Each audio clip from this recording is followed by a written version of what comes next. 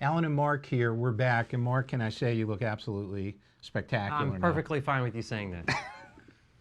So we have talked so far in our little vignettes about who we are, where we think this space, this training space is. How we got here. How we got here. Now we're going to talk about where we feel we can go. Now, when we say where we can go, we're not talking 2025, we're talking 21. And what we're really talking about is making the transition from training to learning. Very, very different approaches, and we're going to talk about that in this vignette. There's a very specific process that's involved when you really talk about learning. Learning is going to sleep and letting it process and waking up the next day and recalling it and making that wiring take place between your cognitive frontal cortex, I'm not a brain scientist, and your long-term memory banks. That wiring has to take place over time, and there's a process to it.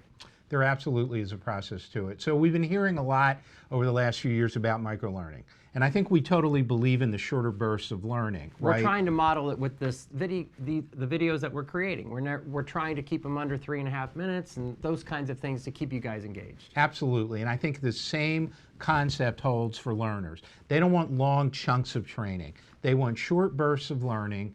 And the key here, Mark, is to space the learning out over a period of time. To your point, to allow the brain to retrieve information, and that's how we start the learning process, as opposed to training. Yeah, far more articulate way of saying it. Thank you, Alan. I think that what we really want to do when we talk about microlearning is get it in segments that make sense, that are digestible, episodic, and can, at least in some way, leave a cliffhanger at the end to keep people coming back so that content, at no point in time does it become overloading.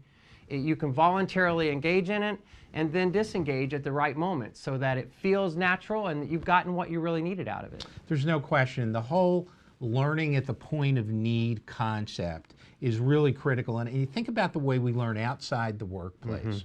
We seek information out. It's at our fingertips. We don't have to log into anything. Nope. Now think about the way we learn inside. We're logging in. It's not at our fingertips. How do we find it? It's in big chunks. And what I think Mark will talk about in our next segment is all around how we can make learning into something like a marketing campaign. And I know that's something that's near and dear to your heart. So we'll talk. I'm excited to talk about it. I know you are, which is why you changed your clothes. You had to come back and hear it. Yes.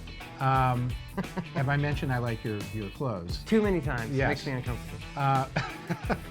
So we will see you in our next segment. Have a good day.